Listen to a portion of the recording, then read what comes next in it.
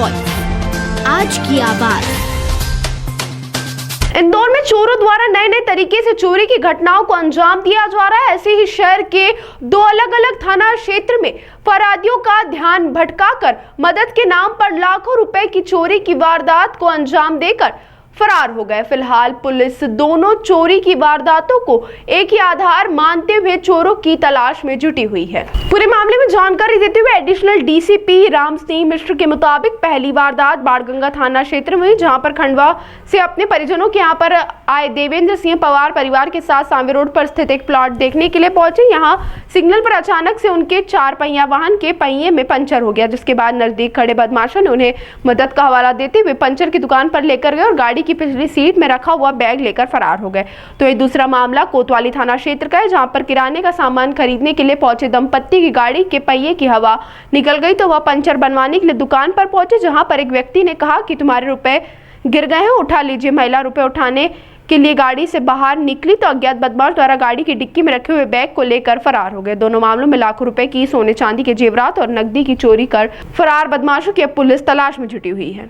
हाँ, सेम तरीका ये वारदात सेम है, सेम प्रकार की मोडस ऑपरेंडी है। उसमें भी यही प्रतीत हो रहा है, उसमें भी गाड़ी को पंचर किया गया है और उसके बाद पंचर बनाते समय गुमराह करके जो सोने चांदी के जेवरात बैग में थे वो वहां से पास किए गए। तो ऐसा प्रतीत होता है कि कोई गैंग है जो 1-2 भागों में बटी हुई है और जिसके द्वारा ऐसी वारदातें की जा रही है। हमारी टीमें लगी हुई हैं, जल्दी ही वारदातों का खुलासा किया। थाना क्षेत्र में जो फरियादी है वो कहाँ क्या काम से आए थे और कितने रुपया उनका कहना ये था कि उनके घर में शादी आती थी, तो कुछ ज्वेलरी की शॉपिंग करने के लिए आए हुए थे और उसी को लेकर के रखे हुए थे वो गाड़ी में, और उससे इनके द्वारा गुमराह करके और चोरी किया गया है, जिसमें से प्राथमिक दर्ज कर ली गई है। उसमें भी कुछ साक्ष्य मिले हुए हैं, जल्दी ही प्रकरण का खुलासा किया जाएगा।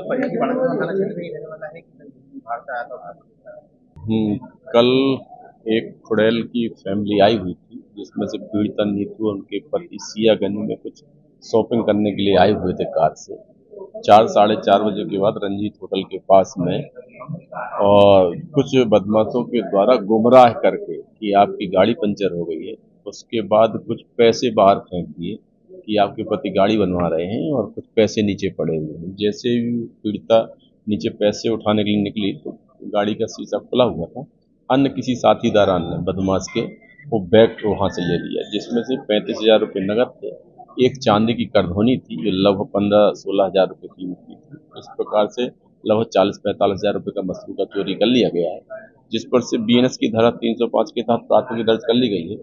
हमारी टेक्निकल टीम लगी हुई है और बाकी सिविल स्क्वाड लगा हुआ है। जल्दी ही जो वारदात हुई उसको ट्रेस किया जाएगा। तो वारदात को अंजाम देने वाले कितने लोग? अभी तक ऐसा प्रतीत होता है कि लगभग 2-3 लोग थे, क्योंकि एक व्यक्ति गुमराह कर रहा था और अन्य व्यक्ति उसका साथीदार है, उसके द्वारा वहाँ से बैग को पास किया गया है। हो सकता है एक आध कोई वॉचर टाइप में भी काम कर रहा हो, ऐसी कोई एक गैंग एक्टिव है, ऐसा प्रतीत हो रहा है। किस तरह की सामान कहाँ की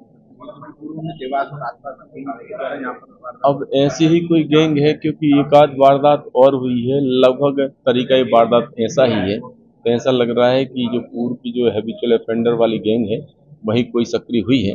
जल्दी ही पता रसी कर ली जाएगी।